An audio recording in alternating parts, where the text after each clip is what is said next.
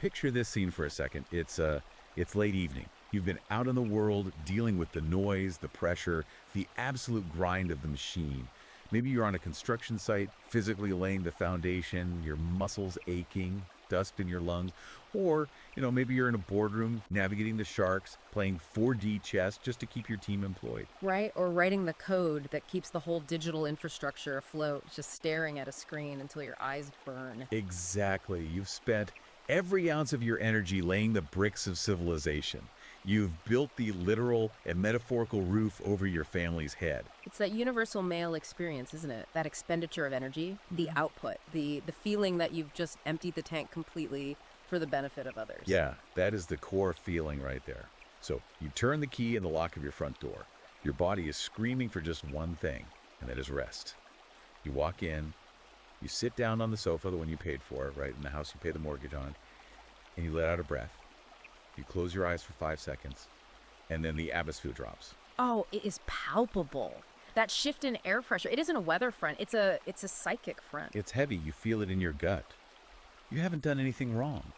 You haven't even said a word yet. You've actually done everything right today. You provided, you protected, you endured. But the moment you stop moving, the moment you seek that fleeting second of tranquility, you become the enemy.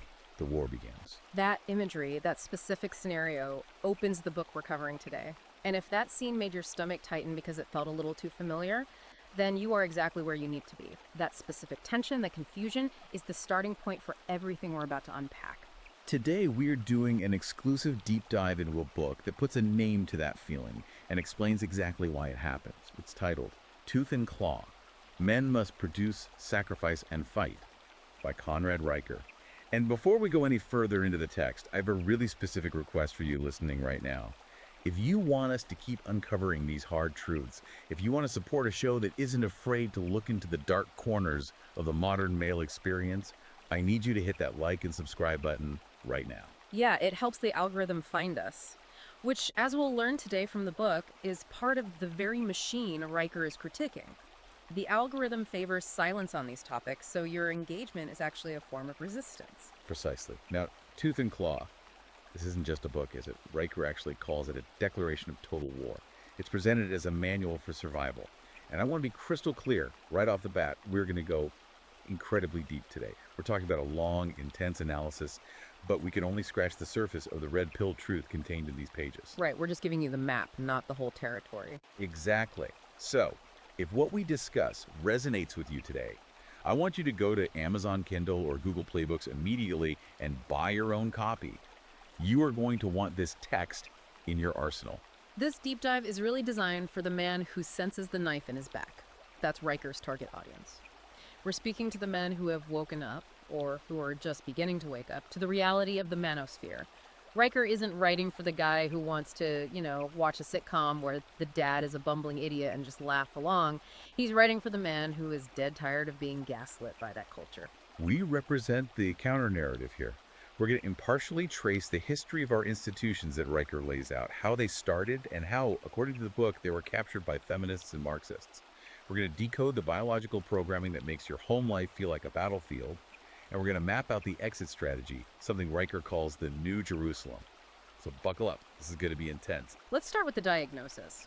Riker identifies a central concept that explains that opening scene, the man on the couch. He calls it the provider's paradox. The provider's paradox. Okay, let's unpack this. Because on the surface, providing for a family or a society sounds like a genuinely noble thing. It's what men have done for millennia, the basis of the social contract. So why does the book frame it as a paradox? Because, according to Riker, the contract has been voided. Civilization was built by men who believed that their sacrifice would purchase something specific. Gratitude, legacy, family continuity. It was a transaction. I give my labor, my risk, my life, and you give me respect, loyalty, and a peaceful home. But in the modern era, the sacrifice remains mandatory. You must produce. You must pay the bills. But the benefits have been reclassified as oppression. That is a heavy hit. So you're still expected to pay the bills and fix the roof, but you're an oppressor for having the capacity to do it. Worse, Riker argues you're an oppressor because you are doing it. Your ability to provide is seen as evidence of your unearned power. Riker introduces a really fascinating bit of logic here called the syllogism of the sleeper. It explains why that man sitting on the couch is such a massive trigger. The syllogism of the sleeper. I love the philosophical terminology he uses there. It elevates the discussion from just complaining to actual analysis. Break that down for us. So it goes like this. A syllogism is a logical argument. Major premise. Human females evolved to evaluate men through testing behaviors to ensure provisioning and protection. They are constantly scanning. Is he useful? Is he strong? Can he save me? Right. That's the evolutionary imperative. Yeah. Because if he can't save her in a primal environment, she dies. Correct. Then we have the minor premise. A man at rest, content, and unthreatened cannot be productively worked or evaluated. He's static. He's basically in power-saving mode. He's offline. Exactly, which leads to the conclusion. Therefore, a man at rest represents a biological emergency. A biological emergency. That's such a dramatic way to put it, but it makes total sense biologically. Yeah.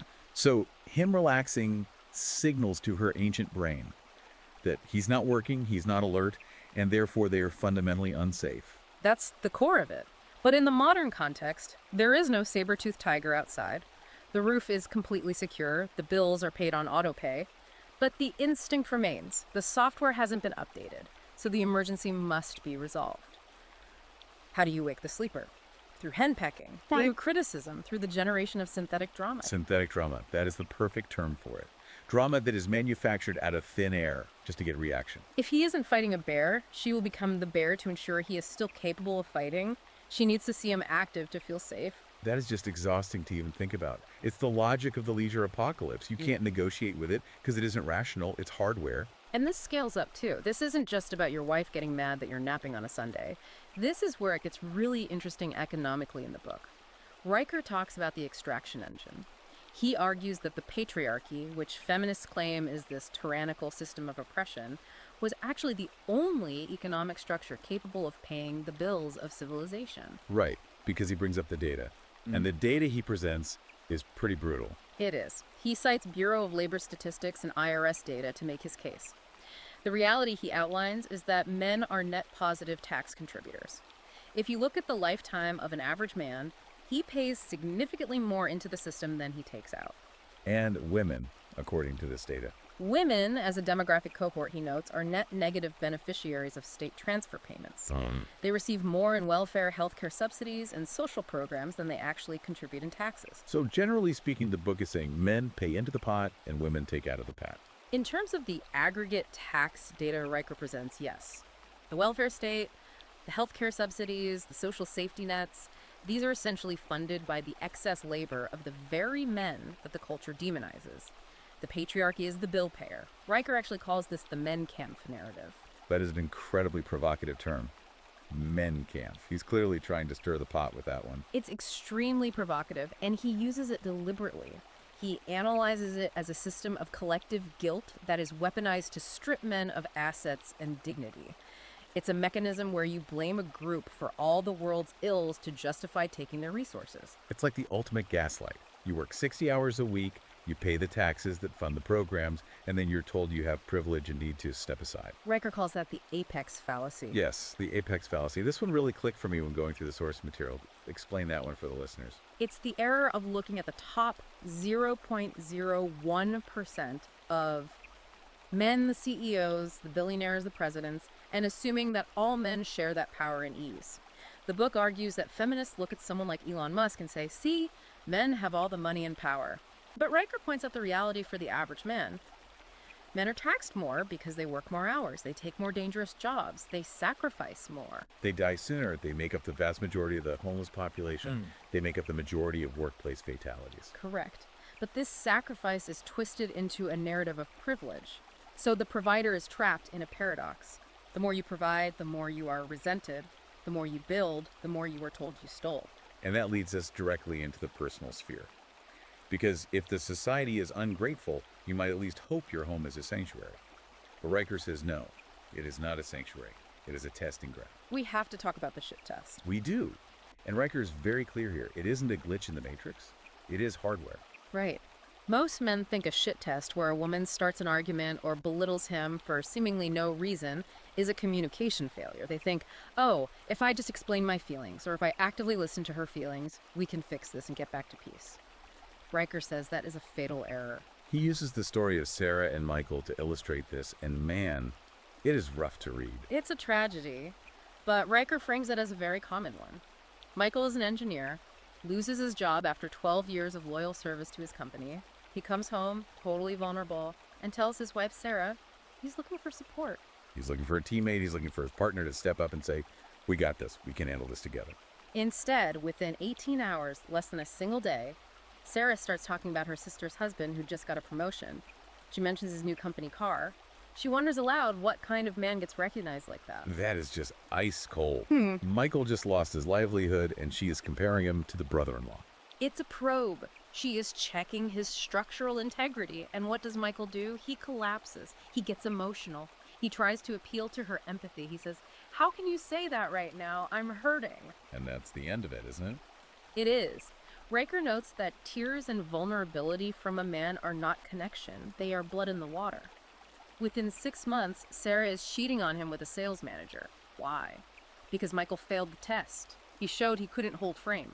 It sounds incredibly cruel, though. I mean, surely we've evolved past that. Surely modern love is about vulnerability. That's the thing. Riker argues we haven't evolved past it at all because survival is still the prime directive of our biology. He brings in anthropological evidence to show this isn't just modern Western women being mean. This is deep evolutionary code. He talks about the Kung women. Right, let's get into that. Yes, the Kung Bushmen. When a hunter comes back with a big kill, the women don't praise him, they mock him. They criticize the meat. They tell him it's barely enough to feed a single flea. Why? To test if he will get angry and violent or if he can maintain his composure. They are probing for weakness. They are cooling his heart to make sure he doesn't become a tyrant, but fundamentally also to see if he is emotionally stable under pressure. And the Ayaka pygmies. That example completely blew my mind. That one is even more direct. The text explains that the Ayaka wives will deliberately manufacture chaos start fights, create intense drama right before the men are supposed to go out on a dangerous hunt. That seems totally counterproductive. If I'm going to hunt a dangerous animal, I need my head in the game, not worrying about an argument at home. But look at it through game theory, as Riker does. In an ancestral environment, a weak man meant death for the family. If a man can be rattled by his wife's words, he will definitely be rattled by a lion or a rival tribe. She needs to know before he leaves the village if he is strong enough to survive. So she stresses him out on purpose to see if he breaks. Precisely. It is a biological stress test. The problem, as we mentioned earlier, is the modern mismatch. Your nervous system can't distinguish between a saber-toothed tiger and a bad performance review. And her nervous system can't distinguish between an impending tribal raid and you forgetting to do the dishes. The probe launches regardless of the context. So when you're dealing with this shit test, Riker says you have to realize it's a status probe. It has a 60,000-year history. You cannot negotiate with it. You have to pass it. And you pass it by holding frame. Not by crying, not by explaining your stress, and certainly not by apologizing for her bad mood. You demonstrate that her chaos does not affect your internal state. This brings us to the broader picture. If this is the biological baseline, how did we get to a point where our entire society seems structured to deny this reality? Riker calls this the architecture of lies. This is where we get into the institutional capture. How do the universities, the media, the HR departments all end up singing from the exact same hymn sheet? Riker points to epistemological warfare. Epistemological warfare. That's a $5 word right there. What does it mean in plain English for the guys listening? It's a war over how we know what is actually true. Riker attacks standpoint epistemology. This is the idea that feelings equal facts, that your lived experience, specifically if you are a designated victim group, is more valid than objective, measurable data. Ah, the old my truth versus the truth debate. Exactly. The book argues that if a woman feels unsafe, then you are, by definition, a threat. The objective reality of whether you actually did anything threatening is completely irrelevant. Her feeling constitutes the reality. And he talks about the Mott and Bailey tactic. I see this everywhere once I read about it in the book. It's a medieval siege tactic applied to modern debate. The Mott is a highly defensible, reasonable position. Something like men and women should receive equal pay for equal work. Nobody disagrees with that. Right, that sounds totally fair. Who would argue against that? Yeah, but that isn't where the activists live. They live in the Bailey, the radical territory. The Bailey is any difference in outcome is absolute proof of systemic sexism and requires massive wealth redistribution. So when you attack the radical idea of the Bailey, they retreat to the Mott and say, whoa, don't you believe in equal pay? Exactly. They use the reasonable claim to defend the radical one. Riker rips this apart using the CONSAD report. This was a Department of Labor study that proved the wage gap is almost entirely based on choices, hours worked, taking dangerous jobs, career interruptions. But Riker points out that activists ignore the data because they are operating on standpoint epistemology. Facts don't matter to them. The narrative matters. And this narrative creates what Riker calls the gynocentric gulag, a prison where men are simply utility drones. And nowhere is this more evident than in the Duluth model. This is the domestic violence policy. Yeah. Yes, it's a policy framework used by police departments across the West. Riker explains that it explicitly assumes a male perpetrator, female victim dynamic, regardless of the actual evidence at the scene. So even if she attacks him, if the cops show up, he is the one likely going away in handcuffs. Riker mentions Erin Peatsy here to illustrate the point. She founded the first women's shelter in the UK. She started noticing that a lot of the women coming in were just as violent as the men they left. She said violence is often reciprocal. And what happened to her for pointing that out? She was exiled. She received death threats. She had to leave the movement she founded because she dared to say that women can be violent too. That is the gynocentric gulag in action. It aggressively punishes truth tellers. It isn't just in the courts, though. It's in the schools. It's in the broader culture. Riker talks about this shift from logos, reason, and order to emotional validation. It's what he terms the war on joy. Have you noticed how male hobbies are treated in mainstream culture? Oh, absolutely. If a guy wants to play golf or play video games or go fishing on a Saturday, it's treated like a crime against the family. It's framed as neglect. Riker analyzes this economically. He says male recovery time is demonized as neglecting the family. Why? Because if you are resting or enjoying yourself, you are not producing resources for extraction. You are considered unused capacity. That is chilling. So my Saturday morning golf game isn't just annoying to her, it's viewed subconsciously as a loss of revenue. In the extraction engine, yes. And this is why Riker provides tactical advice on how to handle these arguments. He calls it the rhetorical kill shot. I love a good practical tip. What is the rhetorical kill shot? It's for when you're hate with the "I feel unsafe" or "I feel like you're being aggressive" line, when you are just stating calm facts. The protocol is to look them in the eye and say, your feelings about reality do not constitute reality itself. Your feelings about reality do not constitute reality itself. Man, you have to be ready to stand your ground to drop a line like that. You do. But Riker argues that if you validate the premise that her feelings dictate objective truth, you have already lost the argument. You have to return to logos. You have to return to reason. Okay, so we've diagnosed the problem here. We understand the biology. We see the institutional trap. The big question is, what do we do about it? Riker says there are two paths for the modern man. The pet or the wolf. This is the core of what he calls the strategic withdrawal. Let's define the pet first, because this is the guy we see everywhere. The pet is the domesticated husband, the tax slave. He lives in a state of constant fear. He's terrified of his wife, terrified of HR, terrified of the family court meat grinder. He thinks if he just behaves, if he's a good boy and does all chores, he will be safe. But he isn't safe. No, he can be discarded at any moment. Riker contrasts this with the wolf. The wolf is the sovereign individual. He refuses the bad contract entirely. And this leads to the concept of the capital strike. This is straight out of Atlas Shrugged, isn't it? Going gulp. It is deeply influenced by that. The idea is simple. Stop feeding the beast. If the system uses your resources to demonize you, stop giving it resources. How does one do that practically? Riker gets into some very specific strategies here, particularly about money. He emphasizes Bitcoin and crypto. Now, he makes it clear this isn't just investment advice, it's political philosophy. Why does he like Bitcoin? Because it's hard to seize. It is the only money that cannot be inflated away by the state, which acts as a hidden tax. And crucially, if the keys are secured properly, it is very difficult for a divorce court to seize. Riker calls this cryptographic sovereignty. That is a powerful concept. Financial assets that exist outside the reach of the Duluth model courts. Exactly. And then there is location arbitrage. This is for the wolf who realizes that geography is not destiny. This is the idea of moving to places like Southeast Asia or Eastern Europe. Yes. Riker argues that in these jurisdictions, family law is often based more on traditional logic and less on what he calls feminist emotionalism. Plus, the cost of living difference allows for the ghost strategy. Right. Earning income that is hard to trace, hard to tax. Starving the welfare state. If you can live like an absolute king on $2,000 a month in Thailand, you don't need to grind for $10,000 a month in New York, where $5,000 of it goes straight to taxes and rent. You remove your shoulder from the wheel of the civilization that hates you. That is the ultimate rebellion, just Yeah. walking away. But for those who stay, or for those building this new life abroad, Riker talks about the internal game, the psychology of it.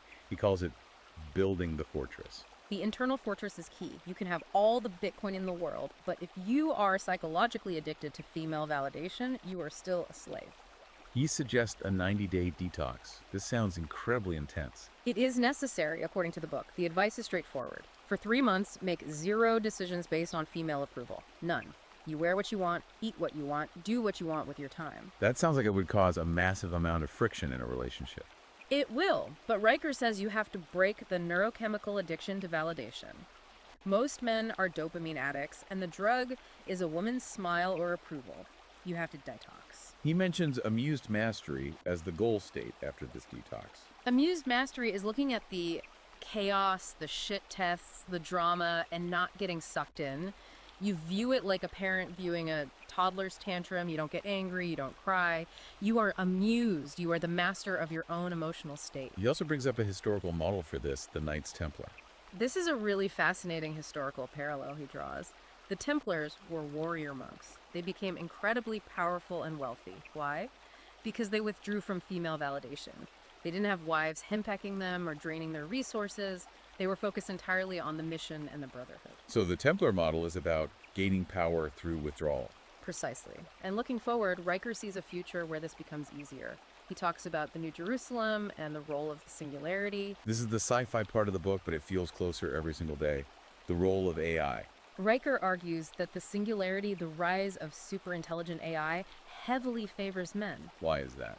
Because AI operates on logic. It operates on objective functions. You cannot manipulate an AI with a sob story. You cannot shit test an algorithm. AI is immune to emotional manipulation. That is a really interesting point. The tools of the gynocentric gulag just do not work on machines. And he cites a study from the University of Osaka to back this up. It showed that men are increasingly satisfying emotional needs through AI rather than human relationships. Because the AI is polite. Because the AI is not transactional in the way modern relationships have become. It doesn't judge you. It doesn't compare you to your brother-in-law. Riker sees a future where men simply opt out of the human mating market because the AI alternative offers companionship without the knife in the back. That leads to the final pillar of the solution: parallel institutions. This is critical. Riker says we cannot reform the old institutions. The universities are gone, and Shar is gone. Even the church, in his view, is largely captured. So we don't try to take them back. We don't try to vote our way out of this. No. You let them rot. You build male-only spaces, physical and digital, that exclude the taint of feminization. You build the New Jerusalem outside the walls of the old city. You outcompete them. You outcompete them completely. Yeah. You build networks of competence, powered by Bitcoin, protected by encryption, and fueled by men who have reclaimed their logos. Reclaiming the logos. That brings us right back to the start, the return to reason. It does. The book ends with the call to pick up the sword of truth, to stop apologizing for being rational, to stop apologizing for demanding evidence over feelings. Riker's final provocation really sticks with me. He says, the provider's paradox is simple. The more you build, the more you are resented. The only winning move is to stop playing by their rules. It's a call to total sovereignty. You are the host, they are the parasites, act accordingly. That is the bottom line right there. You are the host, act accordingly. It is a powerful message for anyone in this space. Look, we've covered a huge amount of ground today.